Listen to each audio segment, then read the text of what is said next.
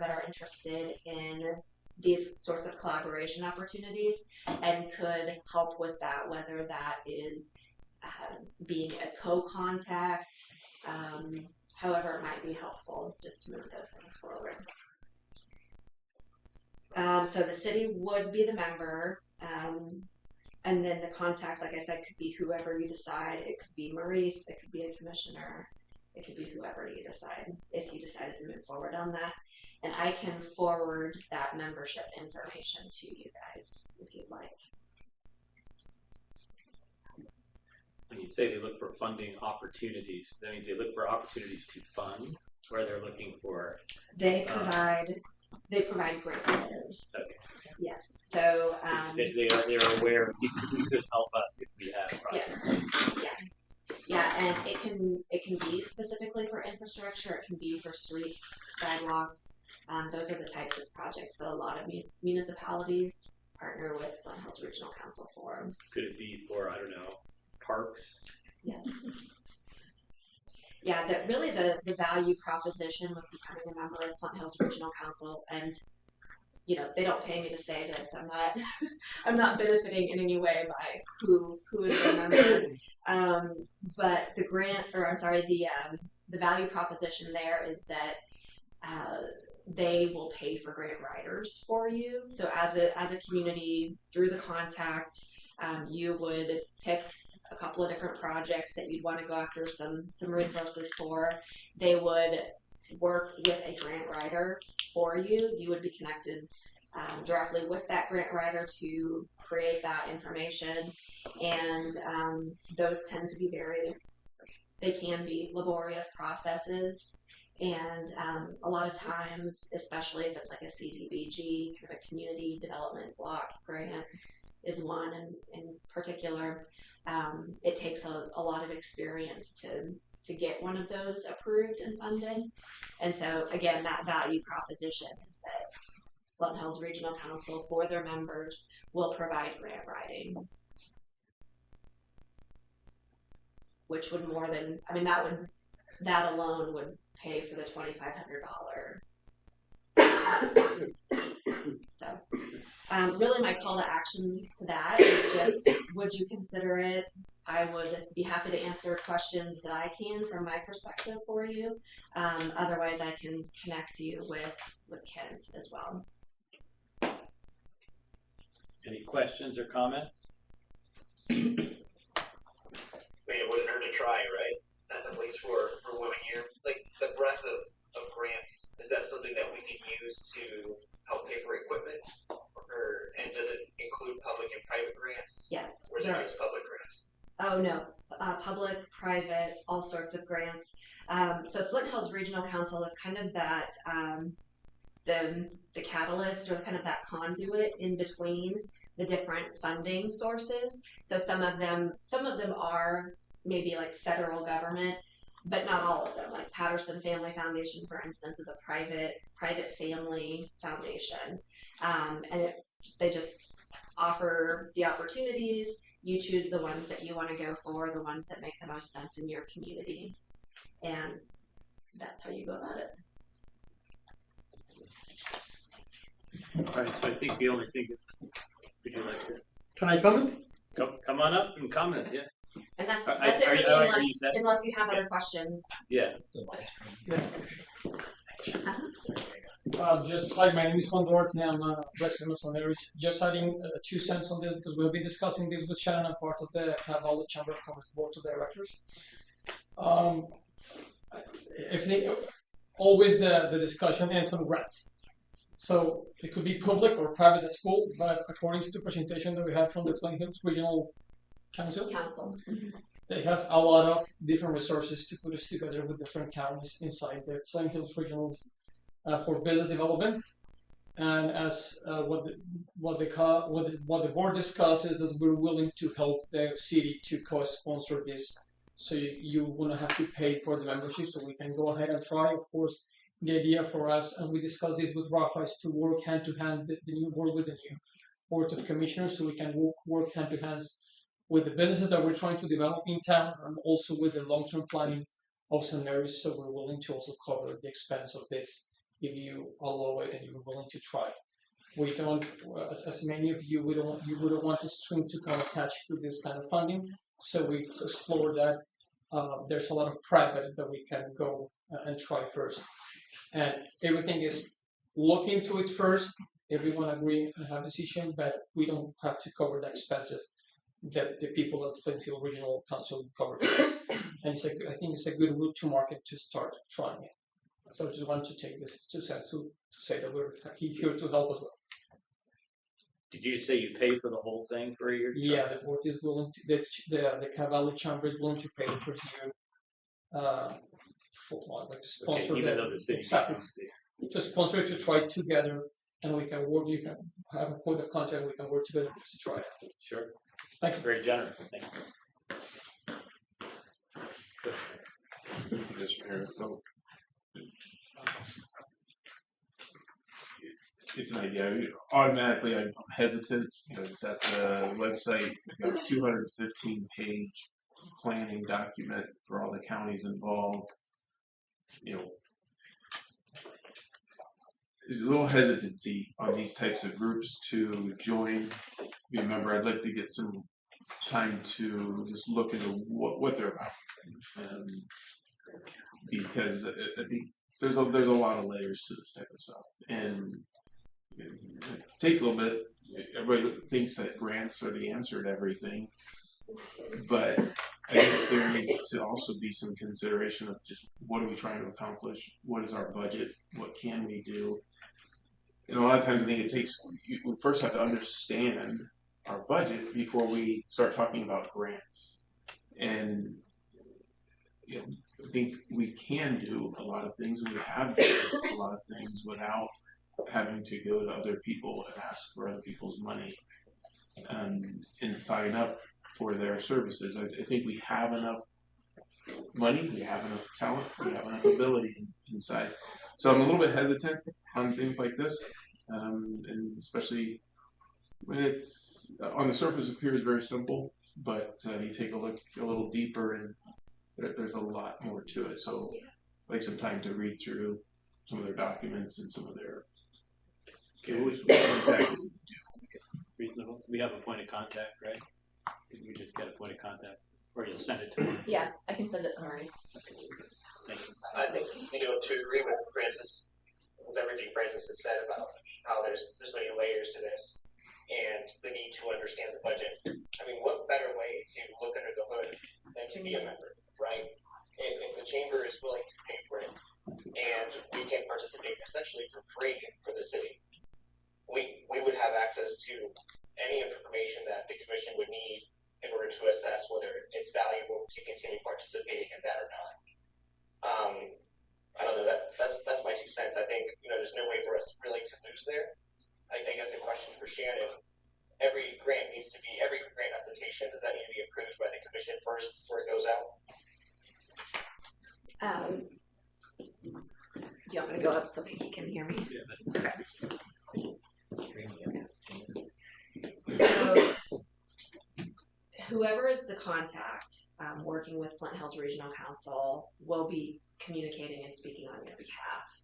I'm assuming that information will take some coordination. So probably as a group, you might think through the different projects that are going on in the community, and maybe just say, there's priority A, B, C, and just say what are some options out there, and then working with the Flint Hills Regional Council, decide what you're okay with. They're not going to pay for they're not going to pay for someone to work on a project that you're not completely sold on. So you can decide, you can make those parameters. Does that answer your question? Yes. I mean, it seems to me that, at the very surface, we have at least a sidewalk annual project that exists. We're very soon going to have a parks project that exists.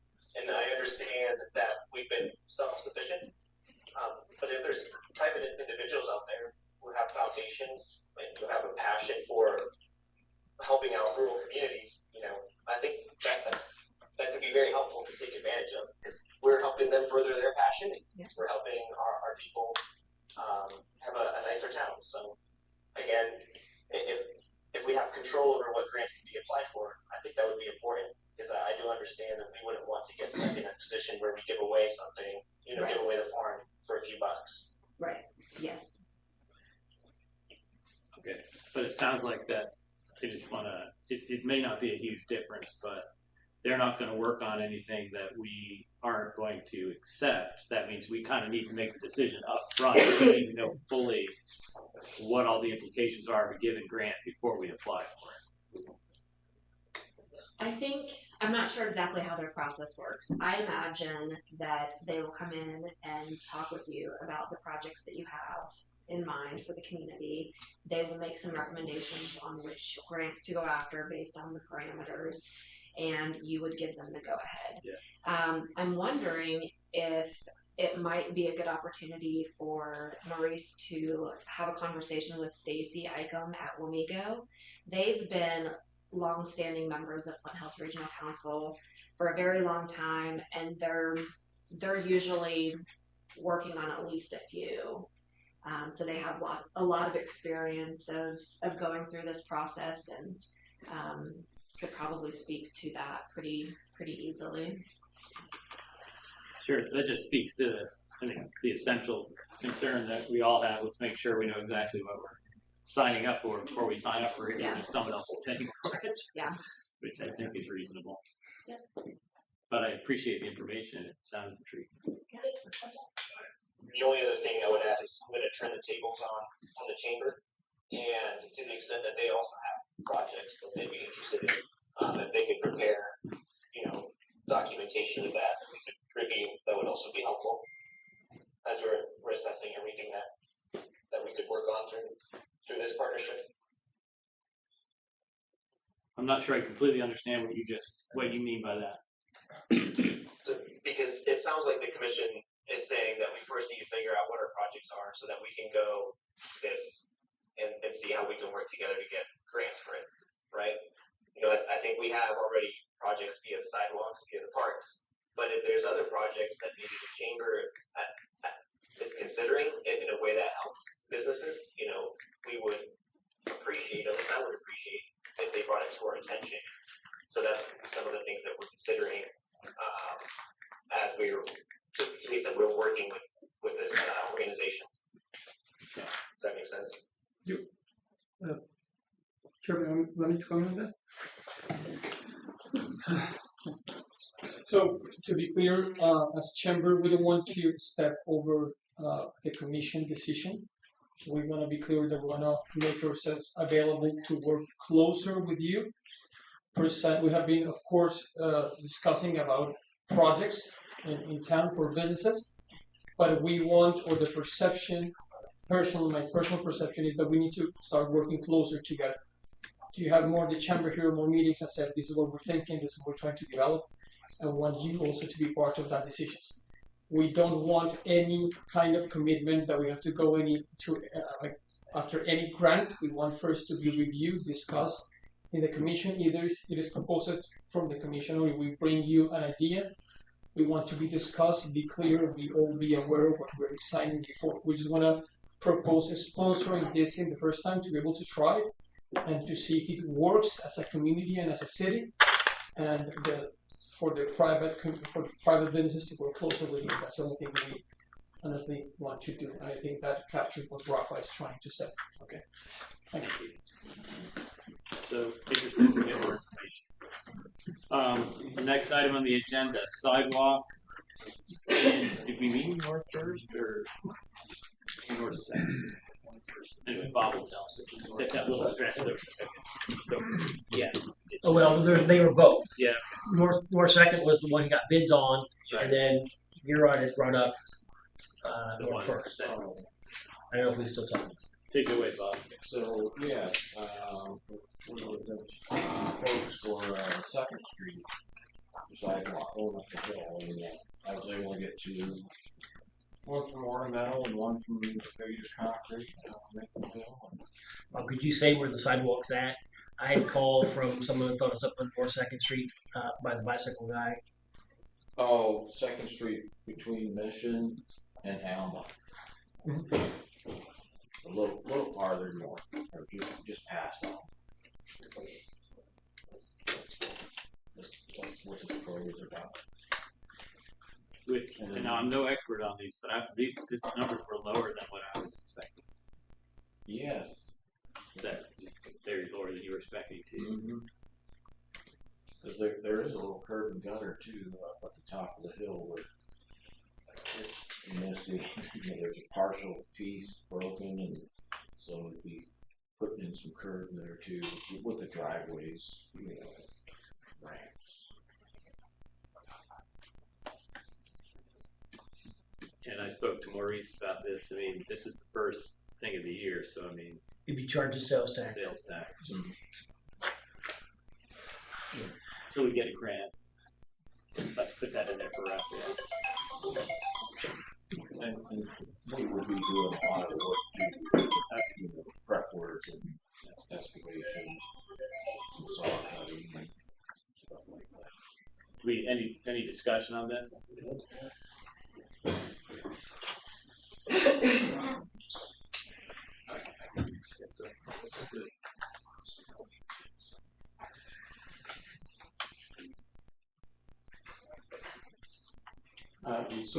So this I think it's a good project. So when we did the C-Flip project up 63, that was all engineered. I think they finally hit their specs, but it caused a lot of frustration with a few of the home property owners, just with how those sidewalks all blended together. With the existing sidewalks and everything. So the proposed sidewalks on the west side of 2nd Street, and so when you come down 2nd Street, how that intersects with the sidewalk heading west on Mission on the north side.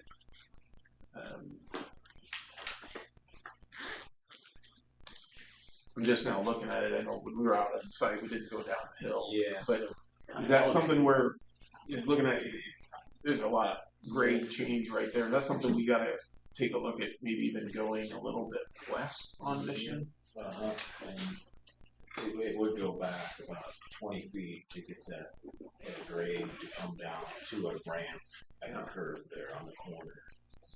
And that sidewalk is a little wider than 5 feet too. I think it's 6 feet. And also spoke to the contractors about that corner. They're aware of that. Yeah, that's kind of out of the whole project. Kind of I'd like to if you can kind of make sure on the front end we get that section, if we move forward with it, just that particular section seems to be the one that kind of similar to 6th Street. It could cause a little bit of problems if we don't have make sure we get all the grades correct on the beginning. Yeah. And there's always things that come up on these projects, like a driveway cracks or breaks that we're going through or something. Well, it's just part of doing construction. Things could change, Yes, I'm just looking at the because there's coming down 2nd Street. There's at the very bottom is a driveway, and then there's a side. He looked at that, I'm sure. Yeah. It's going to be a little tricky at bottom, right?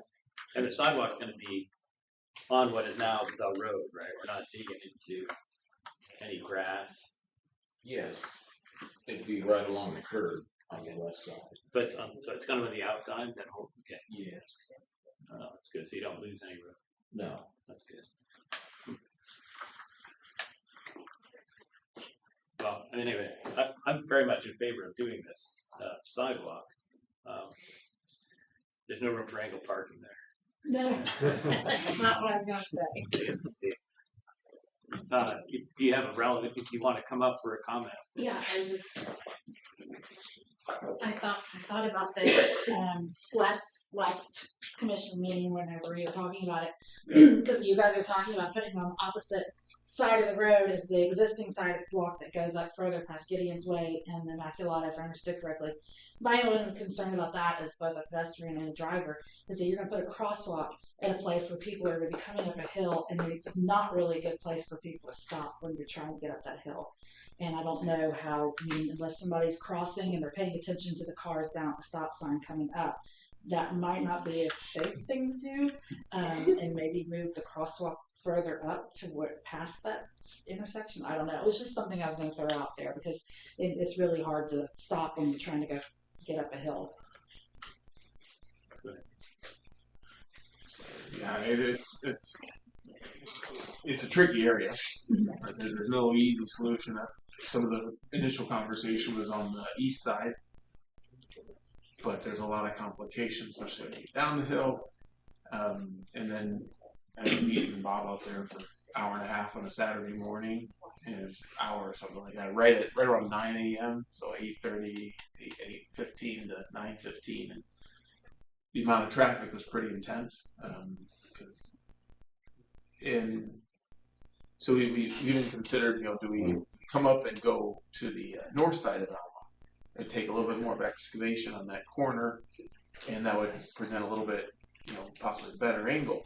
But just being there and going up and down in that general area, there's no perfect answer. So there might be a better idea.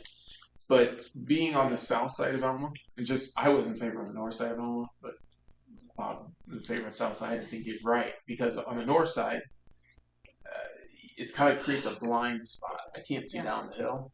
And also people coming around to that stop sign, it's a little bit of more difficult area to cross with confidence.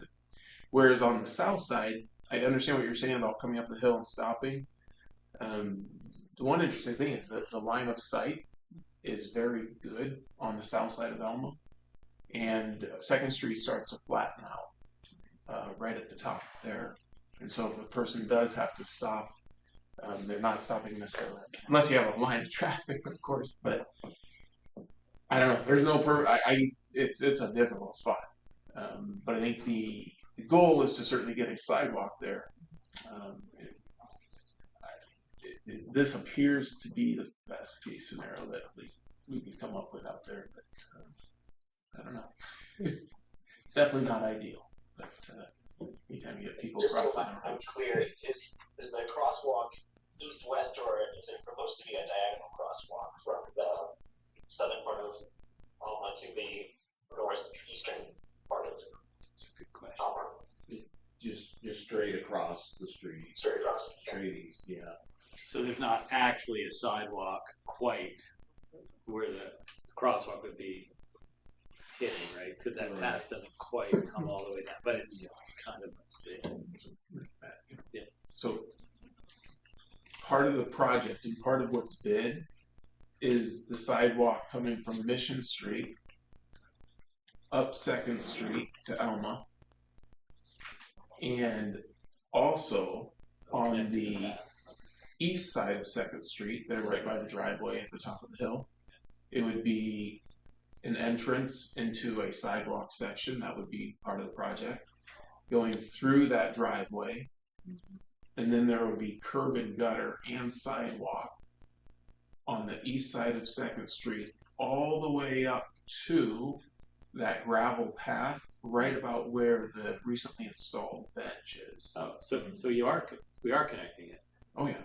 Okay, I guess I missed that part. Yeah, I was shocked by the bid because the amount of concrete and curb and gutter. Yes. It's a All right. Well, that's a lot of work. Thank you. Would it be too much if we looked into how much a crosswalk light would cost? Yeah, I mean, something that someone presses and it just flashes lights as they're crossing the street that's visible from the bottom of 2nd Street because it's more elevated. We can check. They're expensive. Yeah, we talked about that before on the down on 24. I mean, I think the fact of the matter is there are a lot of people crossing that street now. and we sort of look out for each other. Right? I don't think there's any way to get around it. Some people walk up and turn to the west. There is a clear line of sight.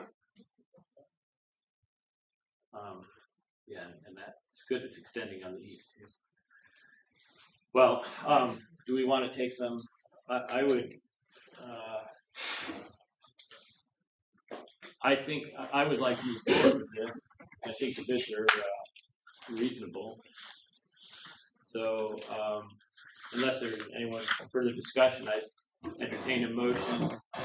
Well, I'll let someone make a motion on one of these bids. We have 2 bids in front of us.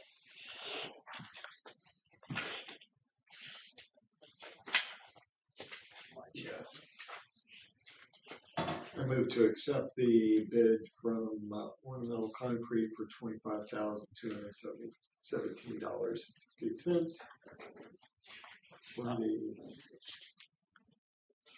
curb and gutter and sidewalk up 2nd Street. I have a motion. Do I have a second? Second. I have a motion and a second. All those in favor vote aye. I'm sorry, did you give Raphael?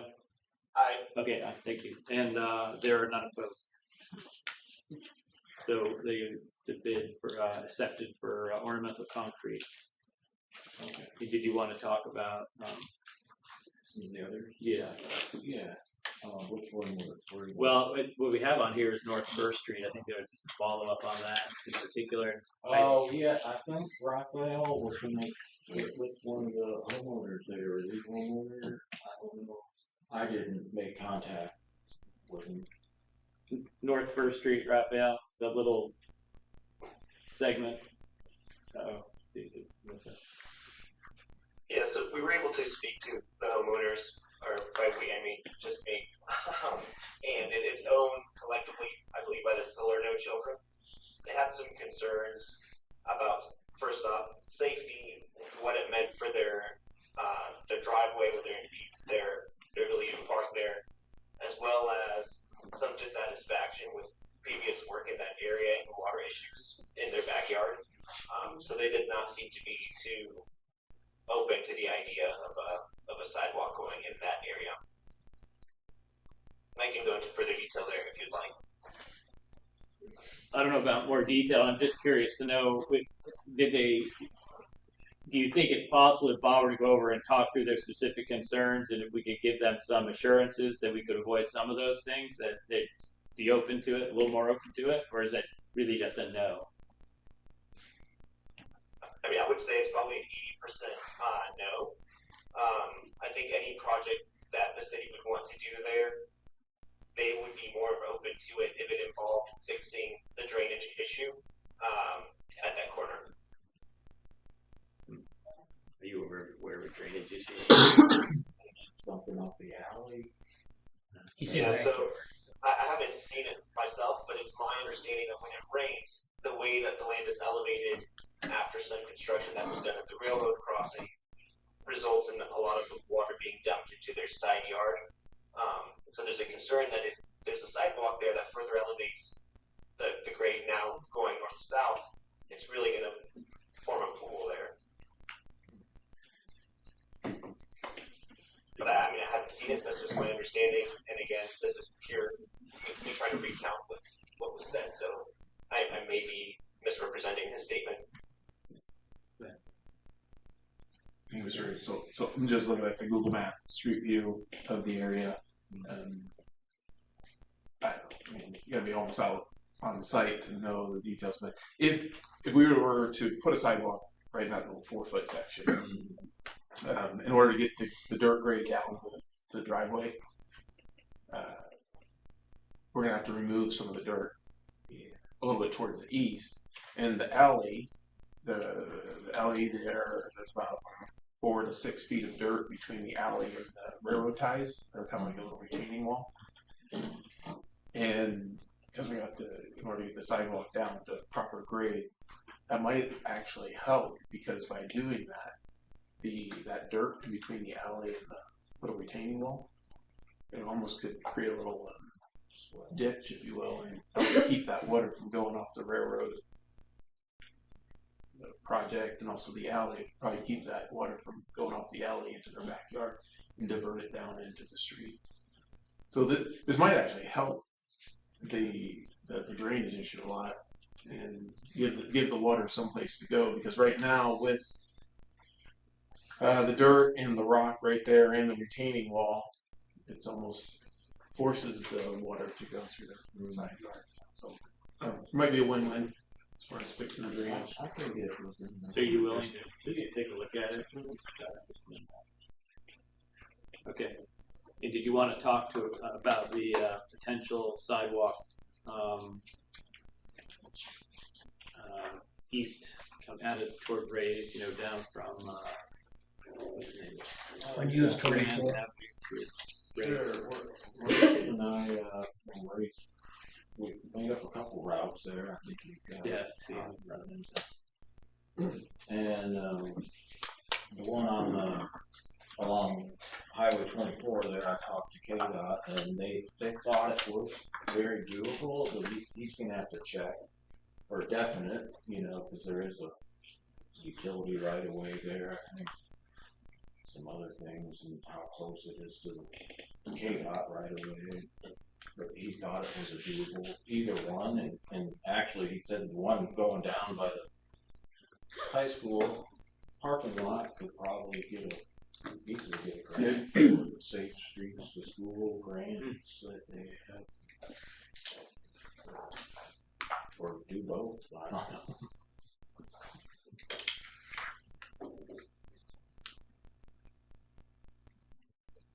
That would require that one along 24 that is on a lot of that sidewalk is on private property. So I don't know if you get it. The other is not. Part of it, You have to go across to that I think a lot of it's in the right of way. restaurant formerly known as Drug. I mean, the one on 24 is more direct, but I could see where it's more scenic. And if we could get a grant,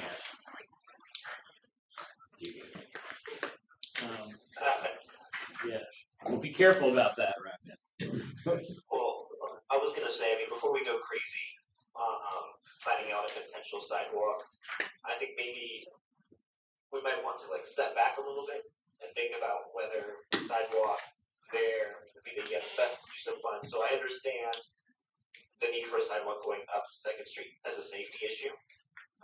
But the long sidewalk around 24, or maybe even some of the more minor sidewalks in St. Mary's, I understand the sidewalk project is important, just making St. Mary's safe and walkable.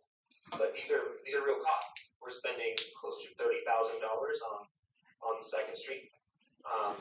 Maybe to the extent the commission was thinking of spending more than that this year, maybe we could consider putting that money into a savings account and putting that towards the parks. Because I feel like while our residents appreciate the sidewalks, they might be more appreciative if we spend some of the money that we're investing into sidewalks into this parks project that we're going to be working on here ideally the next 5 years. So it's just something to consider, especially a large project like that on 24, which might easily cost 6 figures. See what you did here. No, it's reasonable. I'm interested to know what I like the options. I'm not sure it's the highest priority. I agree with that. Do we want to look into even the cost or just put it on the back burner? Or did you have a comment here? My only comment is just that right now that's the only grocery store in town, and there isn't really a good way to walk there. I mean, it's very good of Custom Woods to allow people to walk through their property there, but that is just something that people do. And it's not a particularly safe route, even at that.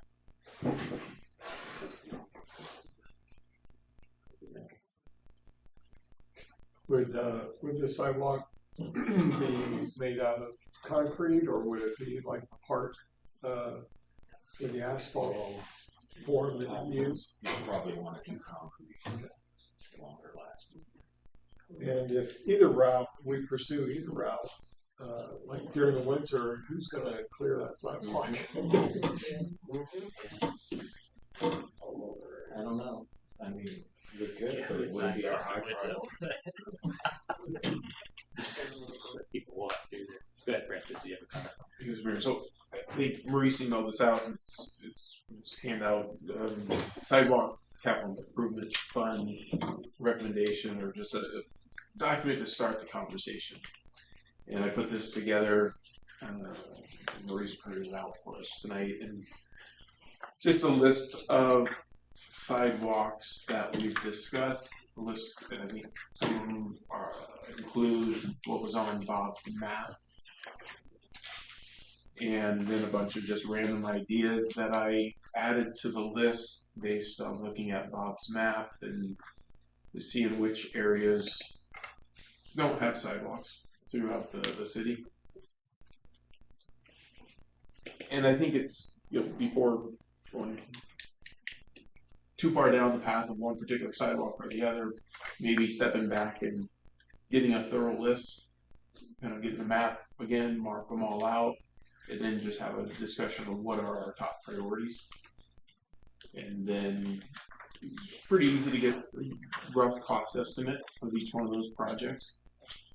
And then we can kind of know a little bit more about what our priorities are and what the costs are. Then we can kind of make a decision off of just the list that we accumulate and some of our cost estimates. So I think maybe this is a good starting point, and suggestion would be taking a look at it and taking a look at Bob's map and seeing what I missed, if there's additional sections, and then maybe at future meetings we just start prioritizing them, doing a cost estimate on them, and then we can argue about which one's first and which one's a crazy idea that we shouldn't do. It's, I think a cost estimate on each of these would be interesting, and I would also be curious to know, because I just don't know if there's any way to figure out how many people actually, how much foot traffic there is there. I don't think that was in any of the studies that we did, but that was all on 2nd Street. I think that's an important piece of information. I see a lot of people walking. Yeah. I don't know how do you gather that kind of data. Just watch. So anyway, I like this. This fits with our general approach here of trying to. So if we could just get some cost estimates, that would be great. Is there anything else for the sidewalk? Welding was one more, the path, or doing something on Mount Calvary, but down to where they have to play. It was cheaper than I thought. Yeah, and I met with Bill Drew out there on site, and it's another one that could be done on the north side of the fence there at the cemetery. It would require some dirt work, leveling, and then down towards the entrance, the east entrance of Mount Calvary Road into the church. There's a drainage area there where you need some kind of tube or drainage, something under it. But am I right to see that your total estimate there is? Well, that's just gravel. Okay. So you have to do that. I don't know how much time it would take to get that prepped and dirt work. And that would be work that the city would do? Yeah.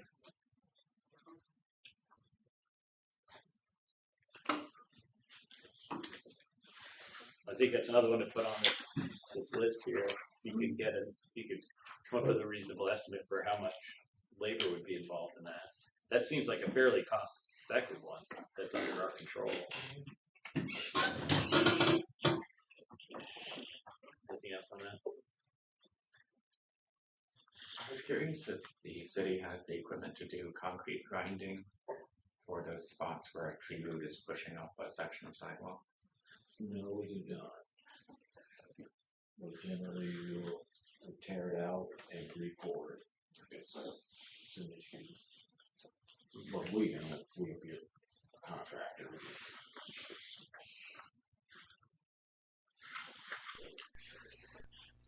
Okay, so we're just looking at trying to get some cost estimates for both that, for the rest of that, and for the, we'll call them the raised roofs. Is that good for? Okay, thank you, Bob. All right, next item. You might want to listen to this one too, I guess, Bob. Pole bracket for downtown. Did you want to speak to this? Very cool, different ways and some areas. I wasn't expecting any movement tonight. I just want to reintroduce the idea that was brought up in the fall. So now we have 3 new faces on the board, and the idea is fairly simple. It's been talked about quite a bit, but now we have a full game plan. And we've got volunteers standing by. We have all the equipment to have to manage the flower baskets. We just need movement from the city, and I'm not looking for anything tonight, but maybe it can be on the agenda to talk about at the next meeting more thoroughly.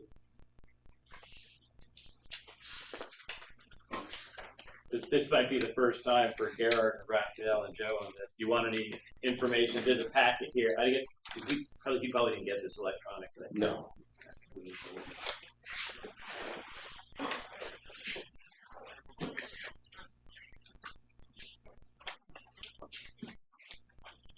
Do you want to hear anything about it now, or do you want to just, since we have this and you're interested in coming back, yes, we can have a more detailed discussion next time? That's correct. Yes, okay. Thank you. I appreciate that's it. Good. Thank you. Thank you very much. So we'll get this to you, Raphael. The next item on the agenda is the parks plan.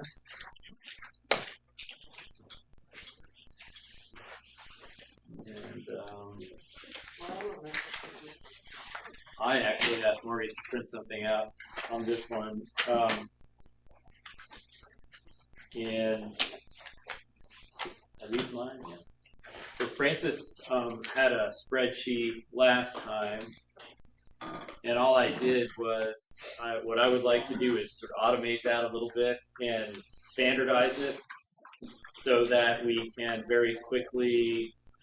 The hard work here is determining what the priorities are and some of these data points. But all I did was add a few columns, try to make this preset, and so that we can very quickly set up a pivot table or whatever and get see by how much are the A priorities, what does the timeline look like. So the 2 printouts are first just what the whole spreadsheet would look like. I just added a few columns of so we could add a location that was in there, but it's all selectable with drop-down boxes now. And the more important lists are actually on the smaller handout, which are the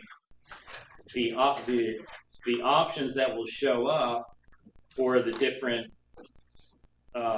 column titles. So location, priority, does the idea fit the space use, need, use, difficulty, and time. Difficulty and I was trying to make simple column titles that didn't take up too much space. So what I would like to be able to do is see if this covers all of the factors that we want to consider, first of all, and then decide what we want the selectable items to be for each criterion, so that we have a preset in consistent things by which to organize the data. That I think will just make it easier. And so all I tried to do was take what Francis had initially put there, and for A, B, C, and D, for example, I think were the priorities. And I would like us to define a little bit more clearly precisely what that means. And this was just my first swipe of what that means. A is certainly we're going to do it. B is it's likely. C it's possible. And D, certainly no. We may or may not include those data on the chart, but there are some things that there are some things that have been proposed that maybe we're going to say certainly no. And then you see the point there. So I'm not trying to force these particular choices on us, but I would like to decide how we want to characterize each possible project and how many ways, how many characteristics you want to associate with each piece of data. And then we can more easily look at it in the aggregate. That's all I wanted to present as an idea. And we can either, I would request that we somehow actually go through the action and decide what we want these drop-down boxes to say. That my experience with this sort of stuff is if we don't standardize this and make it drop-down boxes rather than free entry, we're not going to have an easy way to compare things to each other. So that's all this really is. Mr. Mayor? Yeah.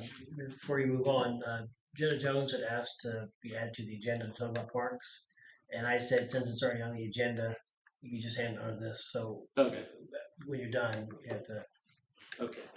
Well, that was my only contribution to this, helping us reorganize the data a little bit more. That's all I'm hoping to do, so we can actually make some decisions a little bit more easily. Mr. Mayor. Yeah. Thank you for providing the Excel. I think if we could add a tweak to it, would be adding a column that says, will this be in the park plan, yes or no? And having that being separate from a priority. Because I think if we can first determine, all right, these are all the things that we want in our parks, we're in a position where we can go to a landscape engineer or architect, whatever the right title for them is, and then have them draw that out for us.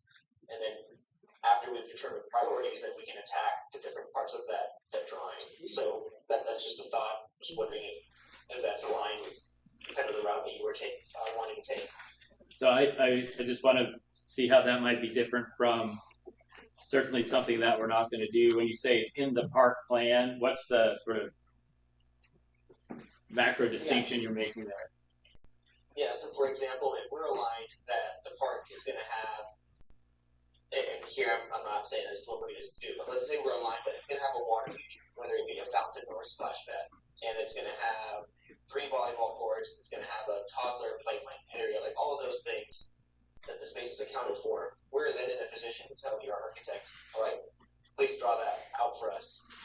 And then while they are drawing that, we can prioritize, okay, we want to fix the pickleballs courts first, so that's what we do year 1. Okay.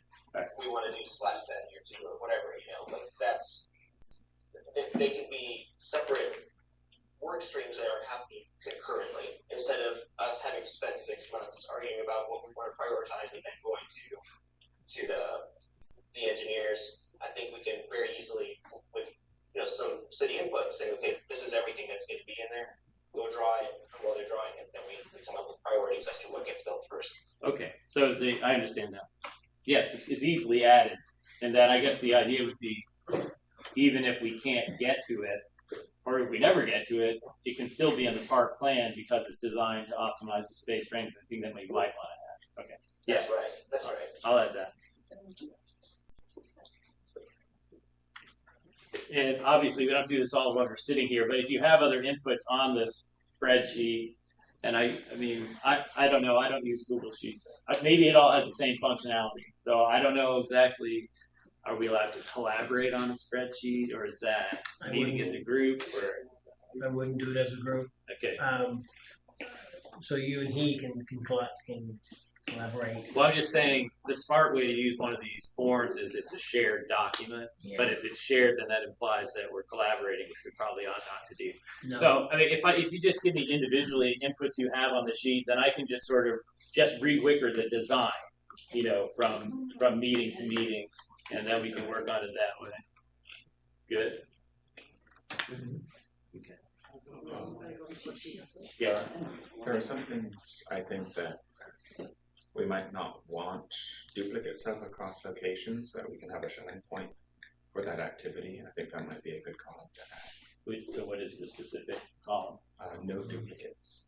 Okay, so if we want a certain thing, we only want it in one place. Yeah. Okay. trying to figure out where to put that.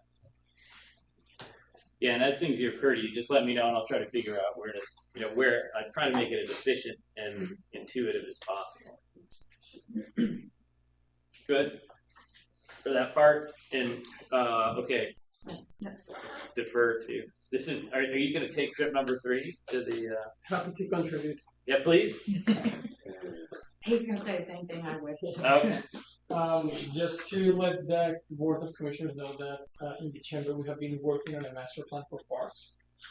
Mrs. Carolyn Gray has been advancing on actual designs and measurement for parks. I think it's worth it to get together, and maybe there could be some valuable information that you can use for your decision making and save you both time and money. Okay. Thank you. Anything else on the?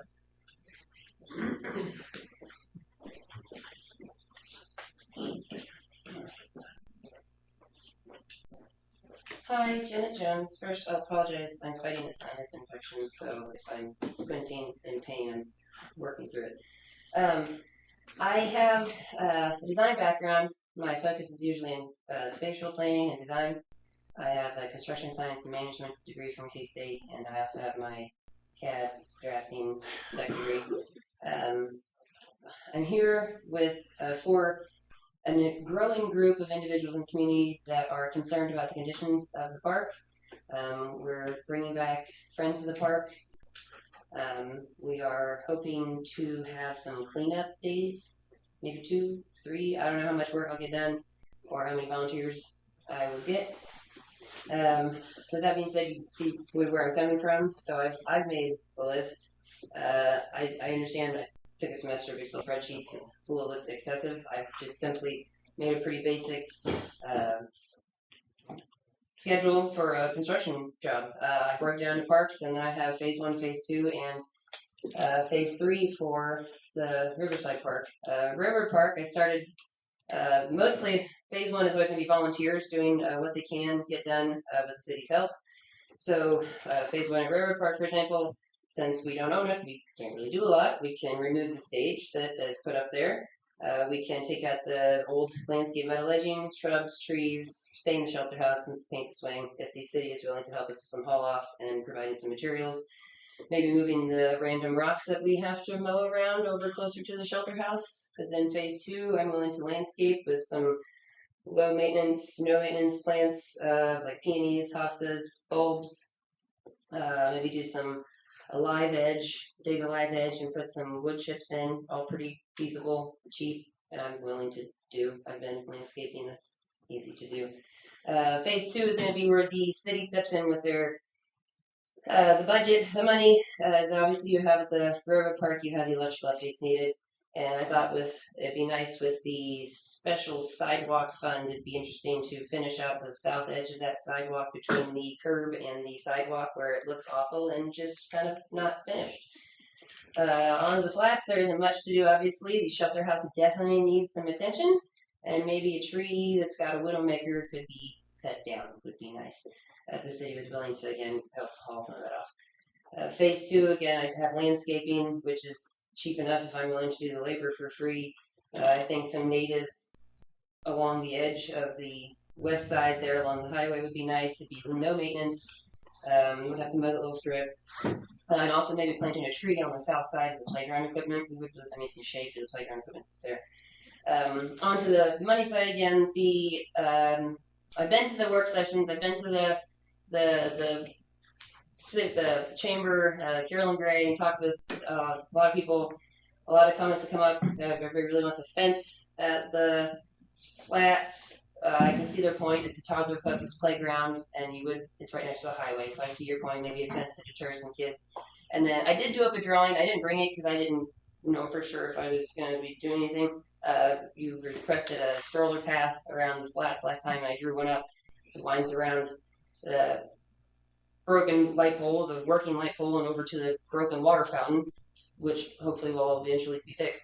But a nice stroller path that would go around the area and wind around, and maybe an additional bench, since there really isn't a bench over next to the basketball courts. And then I know it's been said before, and I'll say it again, even though you're not going to put it in. I think if you're going to take something out of that, what you call a field, which is actually a practice field, you could put in a skate park. You did say at the last meeting you wanted stuff for adolescents to do, and a skate park would be great for adolescents in that section. Just throwing it out there. Restroom and parking was recommended. It's what we would call a community park. It's not the central park or the main park. Yes, it's centrally located, but it's a community park. Most people come in there are walking. They don't really need a restroom, and to be fair, we don't maintain things very well, and I think they'd be happy with a working drinking fountain. So, I don't know. Riverside Park, again, phase 1 would just be the volunteers doing what we can do. Painting, staining, cleaning, if you guys provide materials, and haul off. It's a working list. I haven't really gotten all of the Riverside Park together yet. Crow's Nest, gazebo, shelter houses, horseshoe pits. That one's ongoing. I haven't really built that whole list yet. There's poles that need painted and stained and stuff like that. Phase 2 of Riverside Park. I thought a little bit more about this one. I prioritized from your guys' last meeting. You guys talked about a new source of income. Obviously, we have facilities people can pay to use.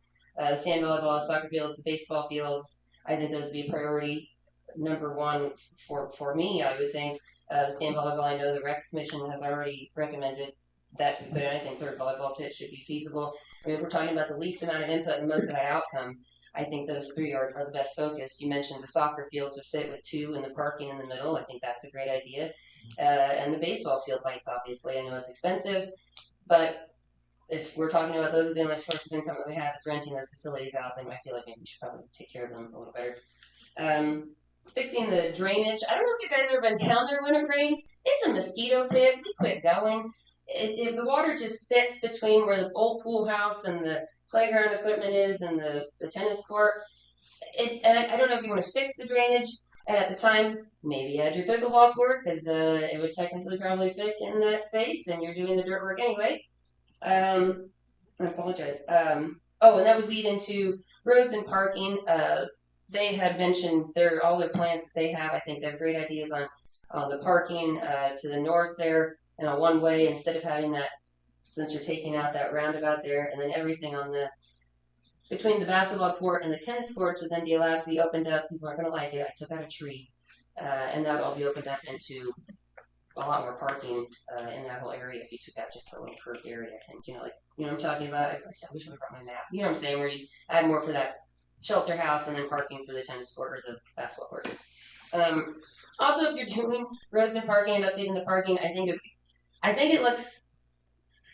My point. Over where the other shelter house is, if we could remove the rocks and maybe put in the nice concrete markers for parking, not only would it look cleaner, it'd be a lot less maintenance. You have no idea the time you spend spraying Roundup and mowing around those silly rocks that people run into. Like, let's just put in like a nice looking parking lot, like nice parking spots. Just a thought. Phase 3, I call it the hopes and dreams. It's phase 3. I really liked you guys last time talking about I call it South Riverside Drive. You guys are talking about a road to go around. I just want to say I think that's a wonderful idea because I think that would be a solution to the congestion of traffic around the ball field area. I think people would then be able to defer around, and check out the score of the game, drive around the outside of the park versus driving through the park. I think that'd be great. I think that'd be a wonderful opportunity. Now, in that hole that's down in the southeast corner, I think you should jog around, and that should be a dog park. But again, this is why this is my list of hopes and dreams. A concession stand update is on there. This is all just stuff that people have inputted, and I just put everything on the list. Hopes and dreams. Putt-putt, lighting, doing something with the historic pool house, maybe a rental, or where the pool was. People have recommended an indoor facility.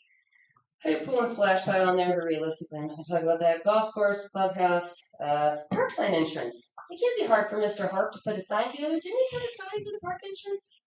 A sign? I don't have a sign anymore. No? Riverside Park. That doesn't seem super difficult. Some wood framing, some concrete putting, a weekend.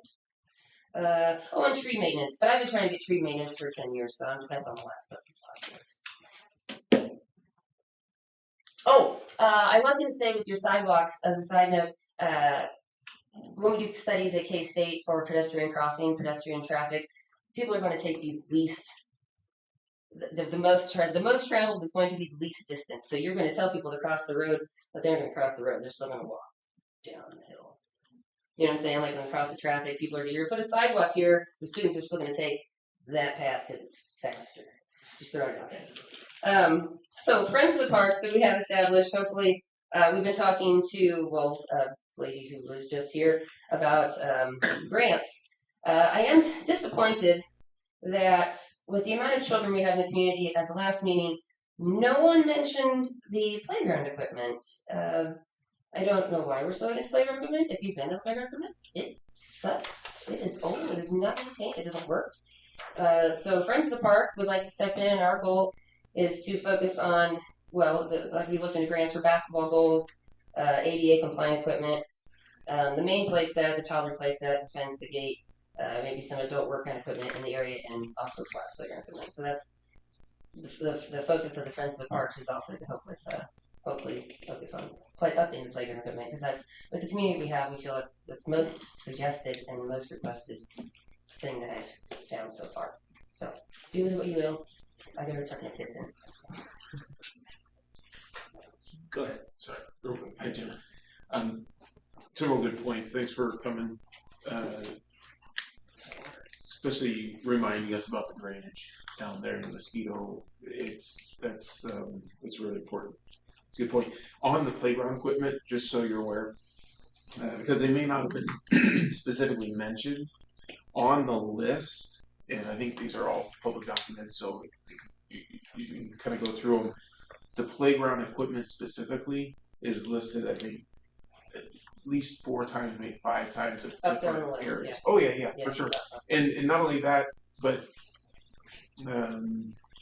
some comments I've heard is it's just age specific playground equipment. So you get little 3-year-olds can't play equipment for 7, 8, 9, 10-year-olds type of the thing. So I've seen that a lot in parks to where they have designated kind of toddler based on age, space and based on age. So just so you know, that is on the list for not only Riverside and a couple different locations, but also the flats. Good. So it is a very important. Yeah, that's the main focus of the Friends of the Parks, as we were talking about. It's just the playground equipment at both parks, updating, and we're willing to donate time, to help with that too. Yeah, for sure. But no, it is on here. Top priority. That's like on several places. With everything you're talking about, I was just really disappointed last meeting that you guys didn't talk about it. I think it's really important for the community.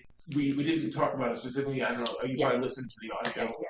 But it was on the list. Wonderful. For sure. But it was just kind of, we were mainly talking about the structure of it, not necessarily. Sure, I appreciate that. Thank you. Well, in the piece before you go to, so if we could get, this is the goal. Now we have this group. We have a Parks and Recreation Advisory Board. We have Friends of the Park. We have the Caw Valley Chamber of Commerce. Yeah, if we could work together, that'd be wonderful. Yeah, and you know what the collection point is? Us. So if we could get all of this list is based primarily upon the same kind of effort that the Parks and Rec Board went through, having collected information. I've been in contact with Mr. Mosher and the Parks and Rec Board and the Chamber of Commerce folks. So if we could get that list that you were reading from in a form that we can then put into the sheet. I wrote this today, so well, that's what right now. I mean, but because a lot of what you said is already on here, so then we could just. It was just me and my engineering mind organizing it in a construction form. Sorry, that's not my brain works. So if we could just get it all, I'd just like to integrate it so we have a single list that we can work from with input from the various groups, and that we can, try to move forward. I'm sure that we're going to satisfy everyone completely. That's the way this process usually goes. But if we at least want to know. No, I appreciate that. I'll maybe not handwrite it. I'll get you that. Okay. Did you want Raphael anything for Jenna before she goes? No. I just wanted to repeat what you and Francis had said. Thank you, Jennifer, for that list. And do be relieved. 75 to 80% of the things that you mentioned are on the list that the commission is looking at. So it's not like we're disregarding the input. So I don't want you or anyone to feel like that. No, we're willing to help. Like I said, the volunteers for the park cleanup day, which is what really led to this. I don't know how many days we said for what we had done, but if you wanted to put it in your table. All right, thank you. Come on up, please. Oh yeah. There you go. Did I jump in front of somebody? I can't see behind me. It's okay. I'm sure she's willing to wait. It's all pretty interesting. So Sorry, Sarah Sider, again, the president and a lot of different organizations, but also St. Mary's Arts and Sounds. And what I keep hearing over, I didn't realize, so I'm learning a lot here too. You said you have a Parks and Rec board or committee. Is that what I understand? Rec advisory board. Okay. And I was just going to say, from an outsider looking in, and from like organizational structure, it seems like you just pointed out you've got a lot of different groups that are working independently in our own silos rather than working together. And not only just that, I almost feel like maybe you should have someone who's spearheading all this, even if it's a part of your Parks and Rec, at least someone, because having been to this meeting and then here at the last one 2 weeks ago, it seems like this monopolizes a lot of time. And I understand it's important for the commission, but it feels to me like you should have one person presenting what happened recently with this group and what some of the ideas are. And I think maybe that would work a little bit better for you guys, just a thought. And the other thing I was going to say is I've worked with a city I lived in previously in North Carolina. Whenever you're looking at parks, some of the things you guys have talked about were the pole brackets and the sidewalks. It almost seems like we're kind of like jumping around, bouncing around through different ideas, when maybe we really just need to look at doing some sort of master plan for beautification for our city that encompasses the parks, the sidewalks, and everything. And I know you have to look at these things as individual line items, but it seems like if we're working and doing these things separately, they might not mesh completely whenever it seems like they all kind of integrate too. So just my 2 cents. That's all. Okay. Well, I was gonna say, I had a drawing. If it would help, if we wanted some sort of organization or something to bring to said architect or engineer, I could draw you up a scale drawing of the stuff you're discussing or by this person. Well, yeah. Once we have a sense of that gets to the park plan, yes or no. Once we know what we need to accommodate, then we certainly want to find someone who can help us lay it out beautifully. And go ahead, come on up, please.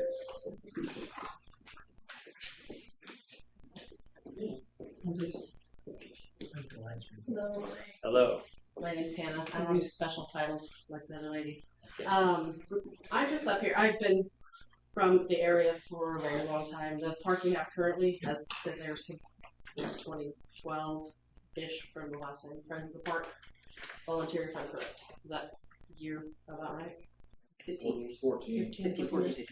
Okay, so this has been a really long 10+ year conversation of what's the plan for the parks, what are we going to do, who's doing it, how are we doing it, and it keeps coming here over and over and over. And I do hope that we are taking the steps to get it. Is there any way to talk about what is the money aspect of what we're able to afford as a city for the parks without grants?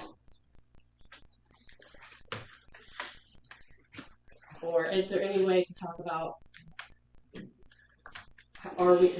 so we are questioning about grants, correct? Or not correct? Well, I mean, what is your question? Are we aware what are we really realistically able to fund for our public parks? Well, as we sort of had this conversation a number of times. I know, but I understand that. Well, first of all, we have to know what it is that we would like to be able to afford. Correct. And then we decide if we want to find a way to pay for it. So, I mean, we have the town hall type situation at the Armory with the people who are organizing that. We've done the Friends of the Park in the past, which is reviving, I suppose. And then if we're bringing it all here to be discussed here, then can we also do another town hall with all of the groups together? With the lists that are all there from you guys from each of the individual groups as well. I'm not sure what the value of that would be. So we are the decision-making body. So we take inputs from as many groups as we can, try to integrate them, prioritize them, decide what we really think would be great, and then we look at, okay, and then how can we pay for it. Okay. So that getting people together in big groups, it's a good way to hear what people want to are interested in. But of course, this is a public meeting, and we've had others. So all I'm trying to do is get the macro set of things that people are interested in, and then we go through this process of, okay, where do we put this on the priority list? And not everyone's going to agree on all of it, but then we try to, and we say, well, what's the budget? Well, I say, well, okay, what's the budget? What do we want to buy? I mean, if I don't have to buy a digger truck, then I'm not going to worry about a budget for a digger truck, but we do. I know. So it's, which comes first? Is there excuse me, but is it a 5-year, 10-year plan? Or like when is the starting point of when you start on the parks? It's all part of what we're doing, which is why it's, what is the time requirements? The goal is to start as soon as we can, but we don't want to start without having a pretty good sense of where we're going, because if we go spend some money on this part over here and oh wait, right. I should have done that. Is a budget for the sidewalks and such that you guys work on with that? Is that the same process you do with parks and talk with the public about budgets for parks versus sidewalks? Well, this park master plan concept is a little bit different, but it's similar. That's why we have a list of things here. But, did you have a comment, Francis? Go ahead. Thanks, Rick. Hi. On the budget. So, if you take a look over the last 10, 15 years and go through each budget, it's a little bit difficult to see what actually was spent on the parks, because a lot of times that expenditure comes out of the County-wide sales tax fund. And in the County-wide sales tax fund, it is kind of a fund that's, the original intent was to help offset property taxes with a transfer to our general fund, and also to help the city do larger projects. And we use that fund for streets, we use it for some of the odds and ends that come up, like storm sirens, and sidewalks. We've also used it for a lot of the park improvements, and hundreds of thousands of dollars for the last 10 years. If I could put a rough average on what we've spent on the parks, it would probably be somewhere around $50,000 a year over the last probably 10 years. And that's from different larger projects that came up. And it's always a priority difficulty, what's the most important. And just with the increase in summer leagues, Diamond 5 and the fence and the bathroom facility and more walking trails, and there's been a lot of things that have happened over the years. Noticed the improvements too. Yeah, and even the trees, I think, over the last couple of years, all this stuff is $20,000 here, $7,000 there, and it all adds up. But I think all the trees were planted in the last couple of years. So there's a lot of little steps, but I think the goal here is to try to really say, all right, we're going to step away from doing the little known additions, and let's get a larger plan, make sure it's holistic, and then go forward. But as far as what the budget is, if we were to kind of stick with the norm of the last probably 10, 12 years, I would roughly say it's between $50,000 and $100,000 a year, especially looking at some of the recent numbers that have come on the local sales tax or the countywide sales tax fund. Those numbers have increased very well. We've been fortunate. Part of that's because of the compensated use tax. That's when stuff's ordered online. We now get that sales tax in the city. And there's possible legislation to adjust how the countywide sales tax fund is dispersed. If that passes, which I think it might pass this year in the state of Kansas, that would give St. Mary's a little bit more of that countywide sales tax as a portion. So we're looking good from my perspective. That's worth as far as the funding. And I think if you go back and take a look year after year, just what projects and what funding's happened at the parks, it's a decent amount of money that we do have already available for those. But that's kind of where it's not exactly clear in our budget when you go, where is that line item? Because a lot of it's coming out of that kind of sales. That makes sense. Yeah. Okay. And just give you an example, like our sidewalk projects that we'd like to do, we're kind of earmarked about $50,000 a year and say, oh, we could do this or we could do this. Just on our list that we have, it's not the total list, like Jenna had some items that we can put on here as well, but just the list we have in front of us, it's almost $2 million. And it's not any of the high-end things, it's just park in general type items. So, you know, there's gonna be things to get to, and like what Matt said, you know, we gotta have our plan so we could say, hey, we have $100,000 this year earmarked. We could probably tackle this project, and this is where it's going to go in the park. So I have many children. My kids have, when I first moved back, they were younger and could play on the equipment we do have now. Now they're all 10 and up. So I have a little bit of a boredom issue with kind of, and a little bit of stagnation. I know it's hard when we're in a small town to keep things fresh all the time, but maybe if we could come together and think of some imaginative, like, temporary things for the parks that wouldn't cost a lot of money, but they would be something new that we could change out every once in a while, like very simple things, even like tetherball. I'm thinking like just the cheapest, just stuff that they could go. That's something new that's at the park that could draw them down there and keep them interested. And then, you know, in the summers it's pretty hot. Some sort of water feature, preferably a pool, would be really nice. And I know that's something that would cost a lot of money. That's why we have buried the old pool.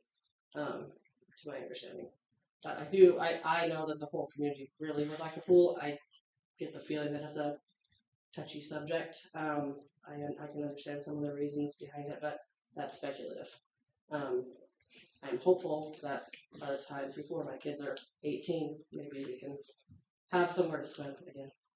But I think that's it. Thank you, Hannah. All right. Anything else on the park tonight? Okay. Well, there is parking though. Close. Now, this is just an update, right? We're waiting to hear from KDOT. We have no new news on the diagonal parking.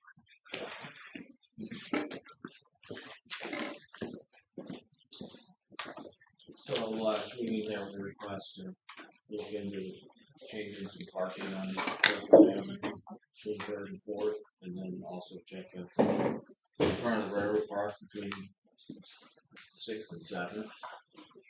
So I had a little contact issues with KDOT. One was on vacation, and then the storm and the snow hit. But anyway, finally did get in contact and spoke on the phone for quite a while. He said pretty much it looks like everything is doable, but not definite. He wants to correspond through email and writing. I emailed him the request and haven't heard back yet. Just the other day. Just to be clear, even the potentially the north side between 6th and 7th, he thinks might be doable, not just between 3rd. Yes, although it's going to cause a little more congestion. Tighter, you get a lot of wide loads of agricultural vehicles coming through it. Right. If it could be done, we'd probably lose a spot there on the corner. We'd have to come back in a ways so the trucks turn into. And I was wrong actually last meeting. I said I think there was 12 spots. There's 16. Okay. And with the angle, you could probably, you'd lose them. I don't know, 22, 23. If you change it. So that's it on that note? Yeah, that's all your back. Okay, thank you. Next item on the agenda, electrical project. And I think we had an RFF or RFP, I'm sorry. Did you generate that, Francis? Yes. I suspect you started with something that was from Mount Calvary Road. Oh, is that the title of it? No, it's under the proposals on the. Oh yeah. Just had to change that up.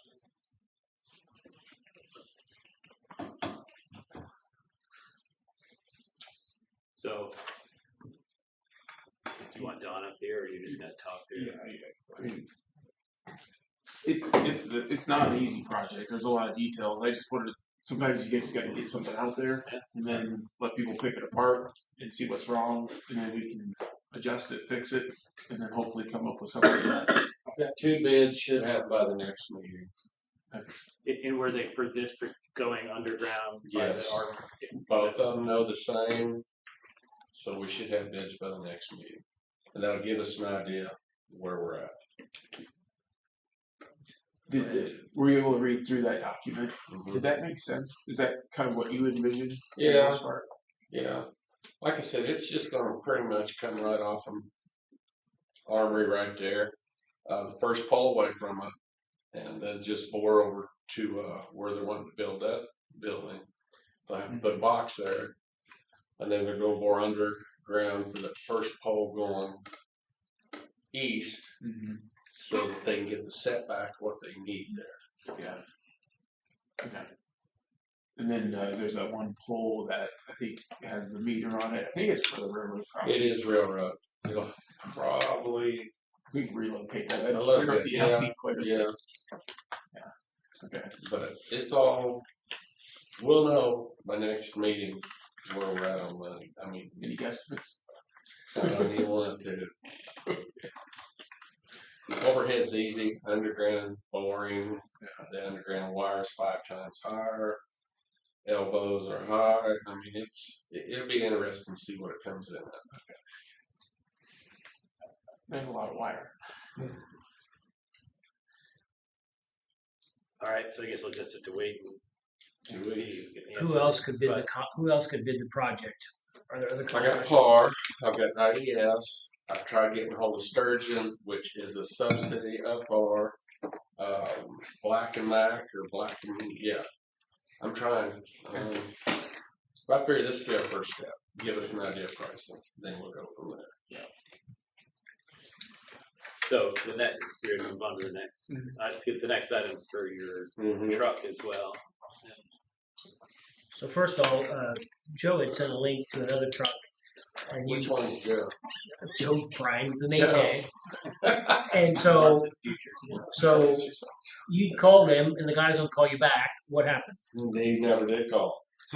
I called that company that had that truck for that price, and the first question I said, "What's wrong with it?" Yep. And he kind of said, "Oh, the frame got bent." Then he just quit, and he goes, "I'll find out for you and call you today." He ain't called. So apparently a lot went wrong. Yeah. It's worth a call. It was. And I made the call. And Otherwise, was it an appropriate truck? Never had been shortage or anything, but if the frame's bent or had been bent. Well, I mean, was the boom length or whatever? It was identical to what we're getting. It's just that not knowing anything about it, and he sure couldn't give me anything. It scared me. Yeah. But $90,000. Is it worth it? Okay. Was it new? It was a 2024 with 600 miles on it. Yeah. And I knew when that price come in, so I got a call and put something right. It's about 600 miles apparently. It'll be driving around backwards in the parking lot. So, who do you normally buy vehicles like this from? Alltech, because they're so close. I mean, they're an hour, 15, hour, 30 from here. Who are their competitors? Versalift, there's 3 or 4 other companies, but none of them's in the state. I mean, they're all. I've tried to call them. They don't get back with me. So. And the one that we currently have is 20 years old. Almost 25, pretty close. Okay, so there's an issue about each year the truck gets inspected. The trucks we have, and they have to pass inspection before they can use them. Anytime you shoot up in a power line, we have to have electrical inspected every year. And it's been passing. But the only company I can find to work on this truck that's certified is Alltech. And they said once it hit this age, they will not work on the boom, they will not work on the hydraulics, nothing, because it's past their Now, a farmer could have it and drill, whatever he wants with it, but when you're sticking up in power lines, it's got to And be. if it doesn't pass that, then it's useless to us. Right, it's useless, right. Is there a trade-in value on it? Yeah. To Alltech or to Probably Purple just Wave? would have put Purple Wave, some farmer, setting poles, fence posts, whatever. Probably not going to pay $200,000 for it. No, probably not. Wow, it's expensive. Okay. Now this is on your equipment, projected cost. Of about It's been on the 10-year plan, so we've known it's been coming. So it's about 270. It's like our bucket truck ran out, and we had to get it. Well, so, and we haven't been audited yet from last year. That's the auditor comes like the 18th of next month. This month, and then the next month, this time we might have the audit report back. But if we don't have enough to just pay for it in cash, which we might not, there is a process known as lease purchase, where think of it as a loan, but it's like maximum of 3 years. So I don't have an estimate. Unless Francis has a number for you think the year, you think it can be paid for in cash, or do you think it needs to be lease purchase? Because I don't want to speak until the audit's done. Even for this year's budget. Well,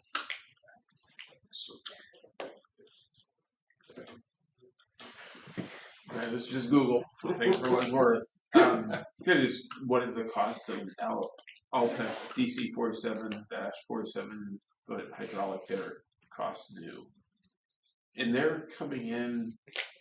Is there something special about this truck that's different than? There's smaller ones. There's bigger ones. This here's just the medium range. It will set the ball diamond poles if we have to. It will set 50, 60 footers. It's the same. Apparently less than 260. Yeah, probably. Yeah, it's about 150 to 170. That's what Google. But they don't obviously have their list price on their website for their jig truck. But No. It just seems like. I think most of those are like 5 years old. Yeah, that's the used one. I googled it. Just what's the new one cost? So I'm not aware of the market of utility vehicles, but it just seems a bit high. So I guess our goal, we can't really do anything comfortably until we get the audit numbers. Can we just try to find other options just to see if I can look. I keep making calls. And to Francis's point, I'm on machinerytrader.com, so I don't know if that's a legitimate website or not. But 2024, I'll take DC 47 TR mounted with about 600 miles for $175,000. That's the one I called today. That's the one you called? He's got a bent brain.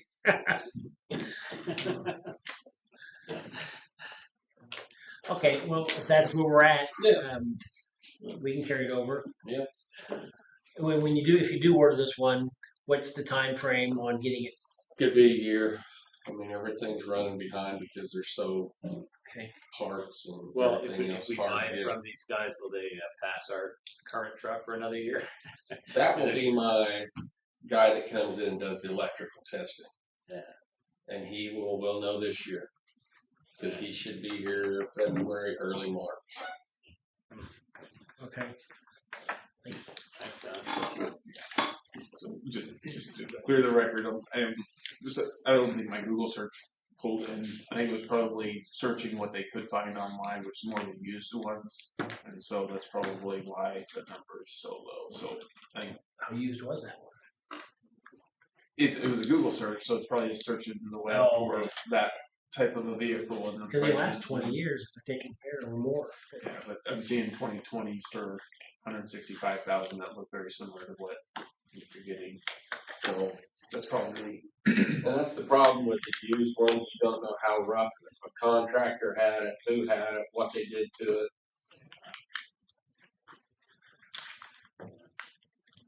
Good. All right. Next item on the agenda: 10-year plan, which may just be a placeholder. I don't know if we're going to have to say about that today. Number 4. Yeah.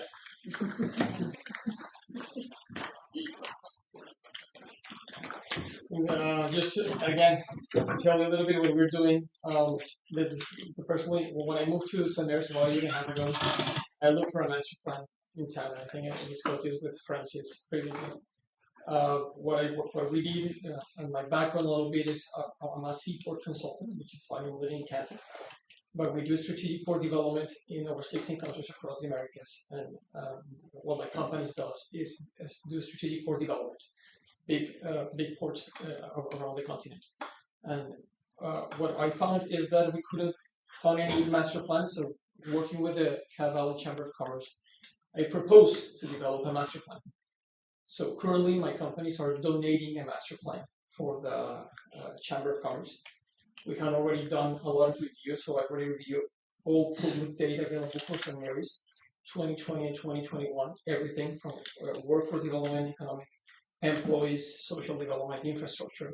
I got the old drawings from sewer and infrastructure, and my team with GIS put the water and sewer maps with GIS technology up to date.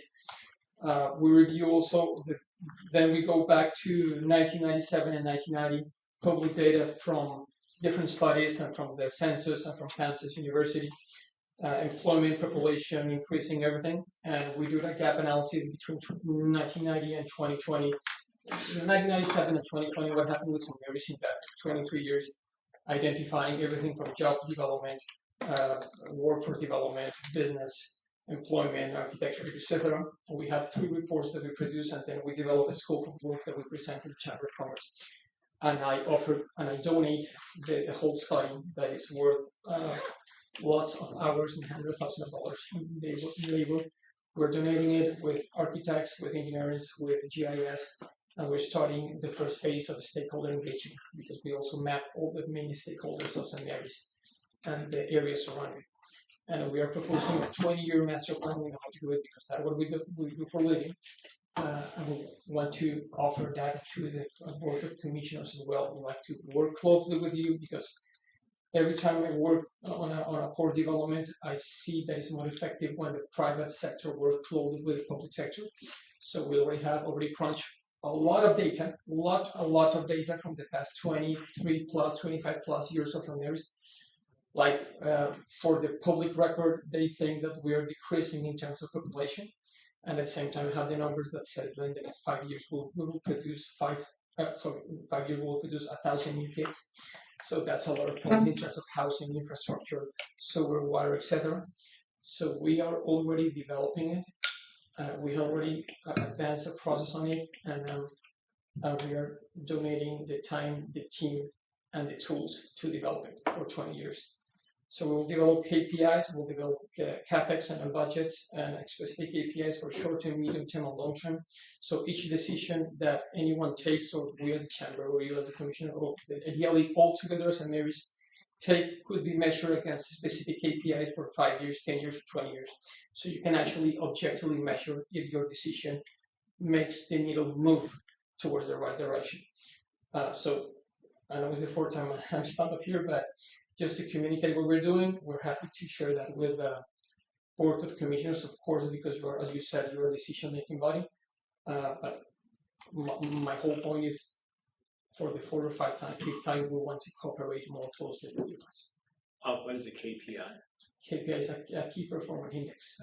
It's a way to measure decisions and measure how you advance or you achieve objectives in a short time.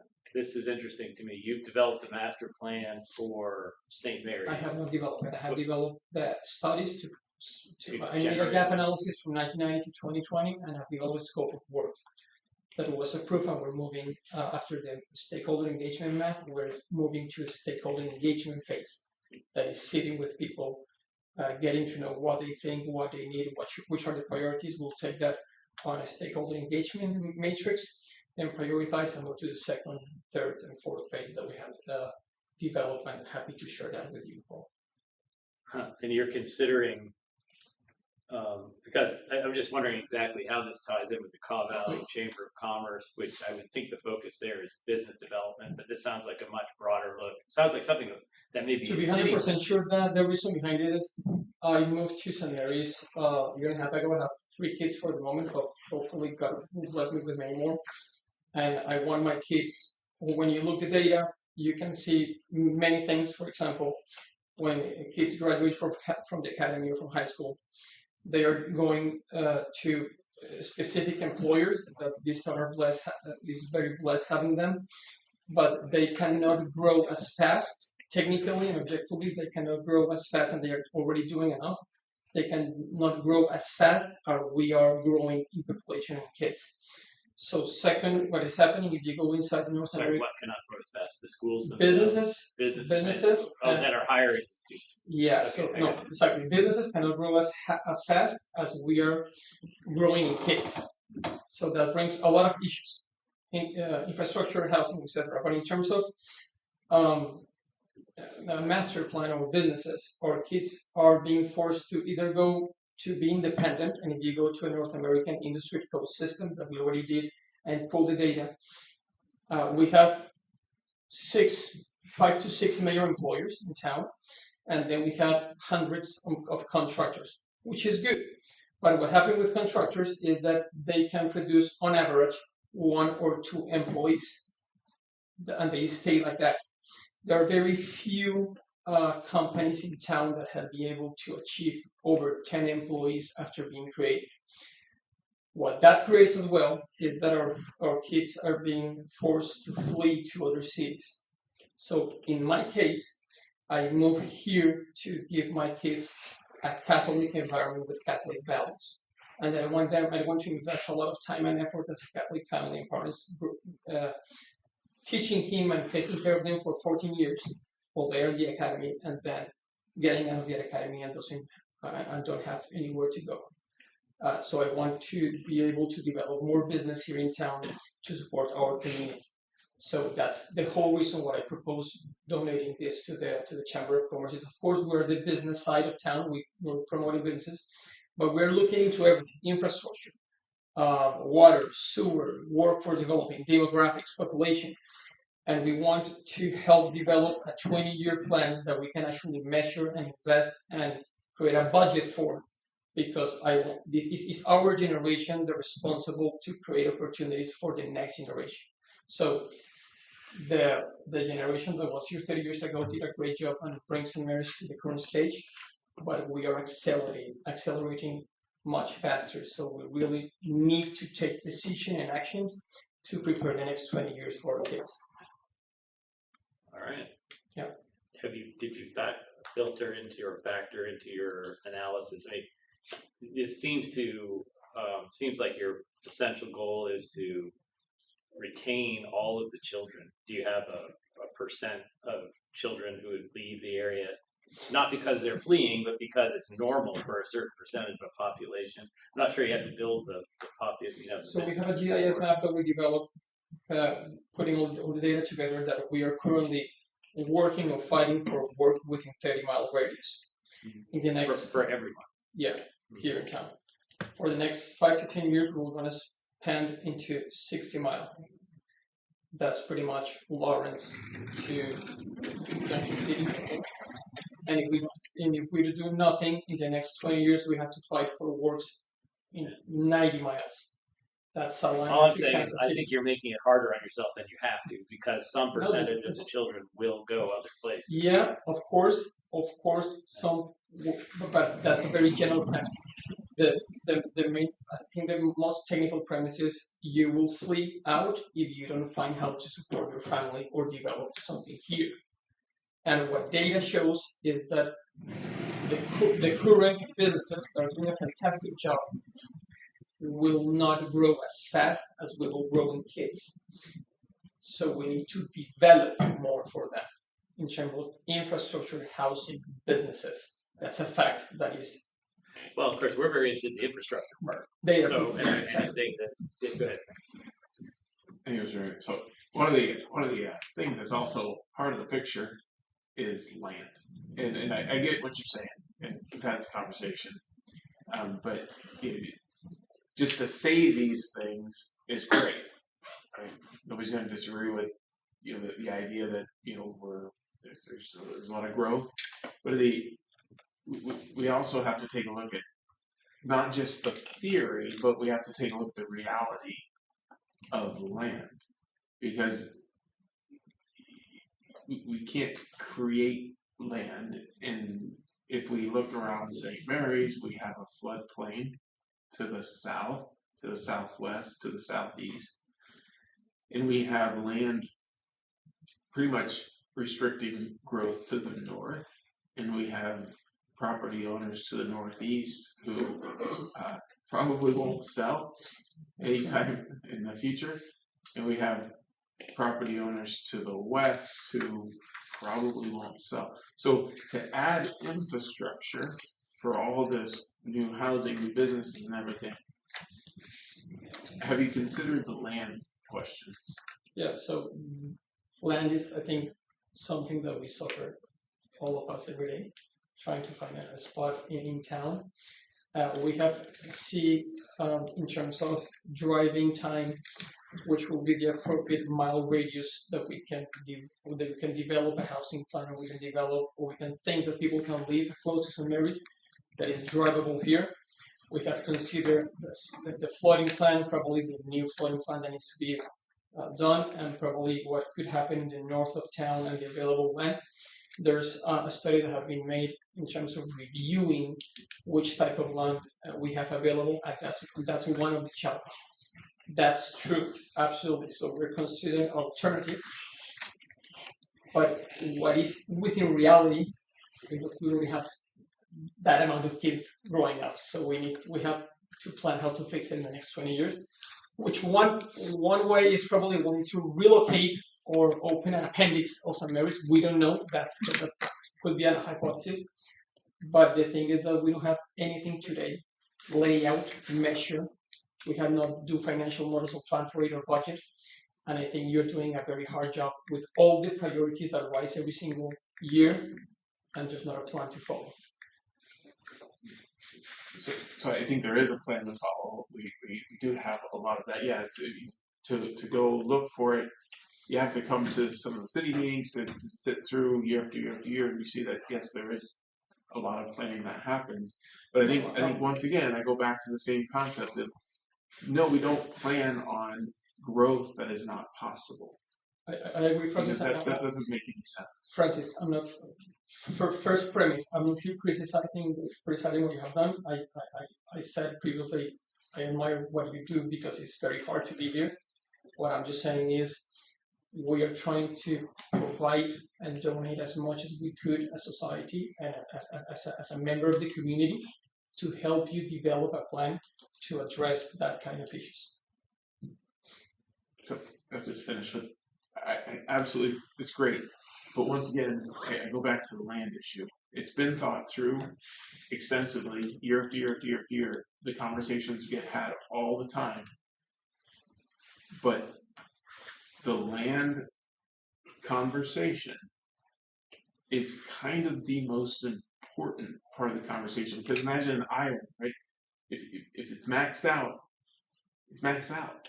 And kind of what geographically is the situation in St. Mary's is I mean, there's a few empty lots, and the city has sold some empty lots or some lots that are being developed now. But at the end of the day, I get accused a lot of, and I hear accusations of the commission. Oh, they don't care about housing. They don't care about growth. It's like, well, actually, no, that's not true. We've analyzed it. I don't think so. We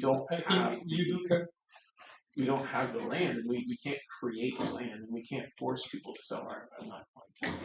Yeah, but I just want to get that out there because there's a lot of people saying certain things, but we do have to look at the reality of the land question. So the good thing is, because I'm new, I'm going to play the new card. I don't know what people say, and I'm going to play. I'm not interested in it unless there's no help, and I'm not saying no help. I'm actually helping.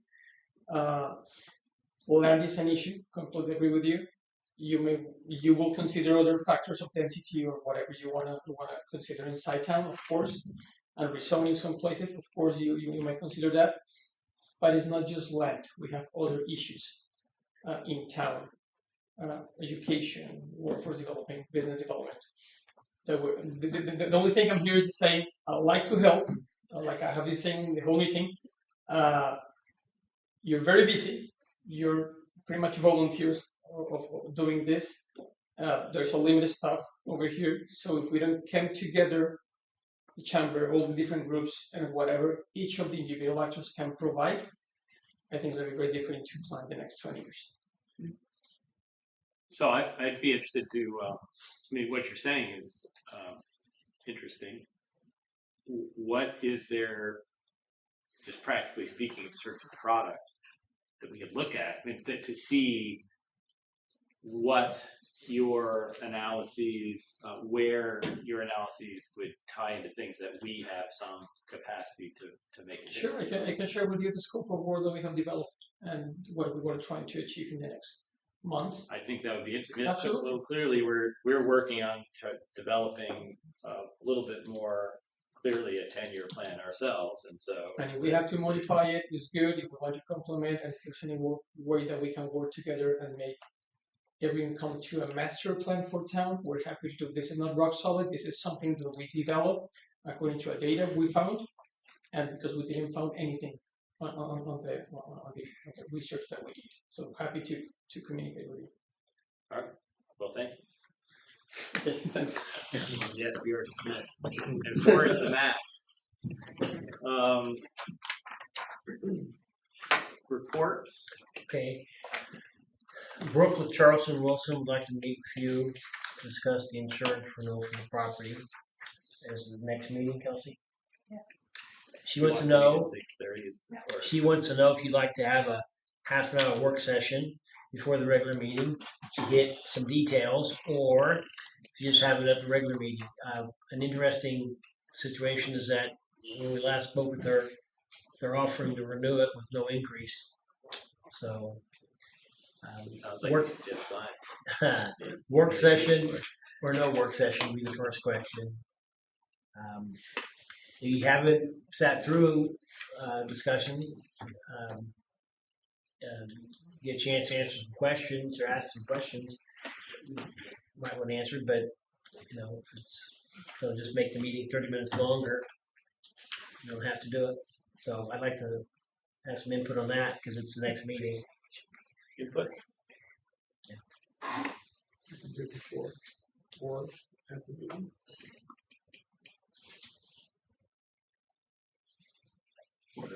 I mean, I'm just not sure what additional information we're going to need that would. Okay, regular meeting I then. mean, I'm not going to say no, but it seems like if we're comfortable with the work they do for us, the rates aren't going up. That was January 21st. Any thoughts, Raphael? No, if it's just a renewal and it's the same price, to your point, I'm not sure if we would need 30 minutes extra to review anything. Yeah, and she'll answer questions. This is not detailed. The bridge is being done for the city county over there in Palmer Road. They're having a bid opening up at the county, I think it's the Sunflower Room, February 19th. The library flooring is, the main floor has been done. I didn't get up there today, but they're going to finish the research room and the offices soon. They probably were there today. I just didn't get up there. And some rezoning coming your way at some point. There'll be a public hearing for that land there down by the bridge. Street? Is that what I? Down there by the bridge on 24, next to Zaps. Oh, that's okay. That's what's being proposed to be rezoned and that sort of stuff. So, and then also Bob would like you to think of a day to have a work session for the street department. We canceled it the last time. We had 3 new commissioners, and that was set up a day and time by the former commission. So at the next meeting, I'll have that on the agenda. That's all I have, unless there's questions. That's it. Yeah, I'm sorry. We can only get 2.5 hours out of this. We outlisted Bill Drew, so at least it's. Well, Motion to adjourn. no, I have a motion to adjourn. Do I have a second? I can't make that motion. Oh, it is. Someone has to move. I can't move. I'm going to adjourn. So we have all kinds of people that we have a motion saying all in favor vote aye. Aye. Yes, this meeting is